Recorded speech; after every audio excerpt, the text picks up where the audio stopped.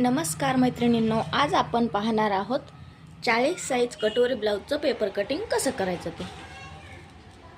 याआधी मी व्हिडिओ टाकला होता पायपिंगचा, त्याला तुम्ही भरपूर असा प्रतिसाद दिलेला आहे, त्यासाठी तुमचे खूप खूप धन्यवाद। आणि व्हिडिओ पाहत राहा आणि व्हिडिओ आवडला असेल तर व्हिडिओला लाईक आणि कमेंट करून घ्या आणि चॅनलवर जर नवीन असेल तर चॅनलला पण सबस्क्राईब करून घ्या। तर आता आपण 40 साईजचं कटोरी ब्लाऊजचं पेपर कटिंग करणार आहोत। हे आपलं मापाचं ब्लाऊज आहे, याचे आपण मापे घेतलेले आहेत। तर यामध्ये आपण उंची, रुंदी, कटोरी, मोंढा आणि समोरचा गळा हा मोजून घेतलेला आहे। तर 40 साईजचा हा ब्लाऊज आहे। तर आता आपली मापे पुढील प्रमाणे आहेत, ते आपण पेपरवर टाकूया। आपली ब्लाऊजची उंची आहे 13.5 इंच, तर आपण टाकणार आहोत 14.5 इंच। 1 इंच एक्स्ट्रा आपल्याला उंची घ्यायची आहे। 14.5 आपण मोजून घेऊया आणि 14.5 वर मार्किंग करूया उंचीला। हे पाहू शकता आपण 14.5 उंची घेतली। आता आपण उंचीवर मार्किंग करून घेऊया। 14.5 ला मार्किंग केलंय।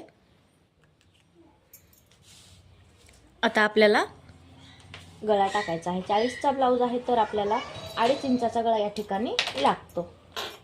तर 2.5 इंच गळा टाकायचा आहे। समोरच्या भागाचं कटोरी ब्लाऊजचं मार्किंग आपण करत आहोत। 2.5 इंच गळा, 3 इंच शोल्डर घ्यायचा आहे आपल्याला।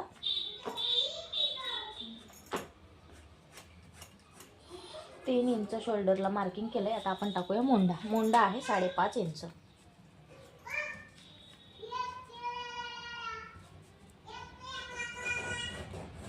मोंढ्याला 5.5 इंचावर आपण मार्किंग केलेली आहे। आता आपल्याला रुंदी टाकायची। तर आपल्या ब्लाऊजची रुंदी आहे 40 म्हणजे 10 इंच आणि त्यामध्ये आपण 1.5 इंच शिलाई मार्जिन घेणार आहोत एक्स्ट्रा। समोर आपण 1.5 इंच एक्स्ट्रा शिलाई मार्जिन घेऊया। 10 इंच रुंदी आणि 1.5 इंच शिलाई मार्जिन म्हणजे 11.5 इंच टोटल रुंदी आपण घेतलेली आहे। आता आपल्याला मोंढ्याला आकार द्यायचा 1 इंचावर। मोंढ्याला 1 इंचावर मार्किंग केले। आता याला आपण गोल आकार व्यवस्थितपणे देऊन घेऊया।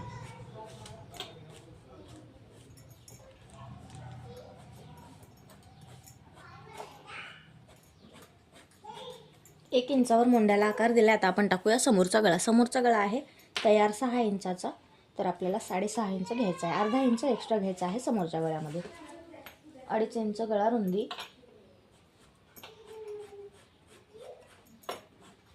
2.5 इंच गळा रुंदी घेऊन गळ्याचा ड्रॉप तयार करून घ्यायचा आहे।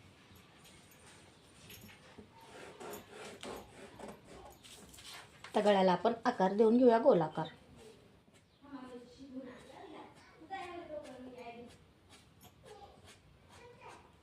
गोलाकार गळ्याला दिलेला आहे। आता आपल्याला टाकायची आहे क्रॉसपट्टी आणि कटोरी।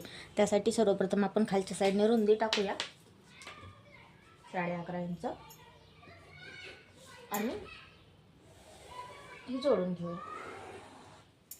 आता आपली कंप्लीट रुंदी टाकून झालेली आहे। मोंढा आणि गळा पण टाकला। आता आपल्याला क्रॉसपट्टी टाकायची। तर समोरच्या साईडने क्रॉसपट्टी आहे तयार 3 इंचाची, तर आपण 3.5 इंच घेणार आहोत अर्धा इंच आकार देण्यासाठी। आणि ह्या साईडने आपण घेणार आहोत 2.25 इंच। आता आपल्याला हे 3 इंच आणि हे 2.25 इंचला सरळ रेषा मारून घ्यायची आहे।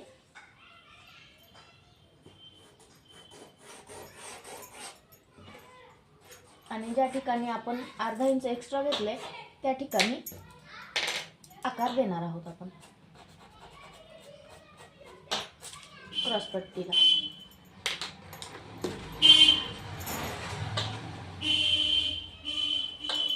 अशा पद्धतीने आपण क्रॉसपट्टीला आकार दिलेला आहे।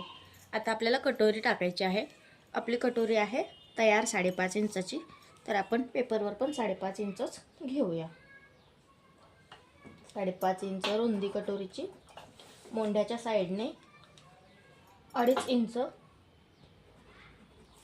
आणि गळ्याच्या साईडने जो गळा आहे तो घ्यायचा मोजून आणि असा आपला हा टेप फिरवायचा आणि ह्याचा कॉर्नर काढून घ्यायचा। आणि नंतर हे जे आपले 3 पॉइंट आहेत 5.5, 2.5 आणि 2.5, त्याला असे आकारामध्ये जोडून घ्यायचे। थोडासा गोल आकार येऊ द्यायचा।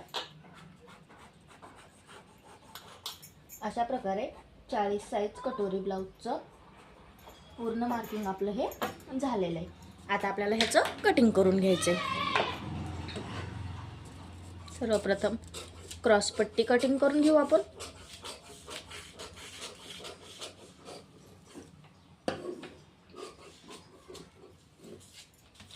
क्रॉसपट्टीचं आपण कटिंग केलंय. आता आपण समोरचा गळा आणि शोल्डर कट करूया.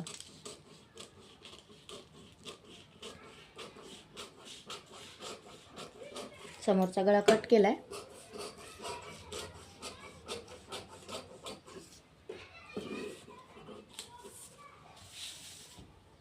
आता आपण कटोरीचं कटिंग करूया.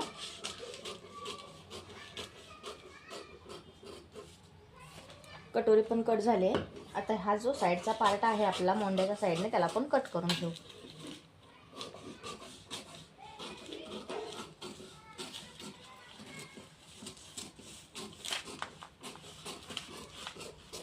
तर अशा पद्धतीने अगदी कमी वेळामध्ये 40 साईज कटोरी ब्लाऊजचं पेपर कटिंग आपण केलेलं आहे. तर आता ही कटोरी आपल्या ब्लाऊजवरती डायरेक्ट कशी वाढवायची आणि पिसावर कटिंग कसं करायचं ते आपण पुढच्या व्हिडिओमध्ये पाहूया.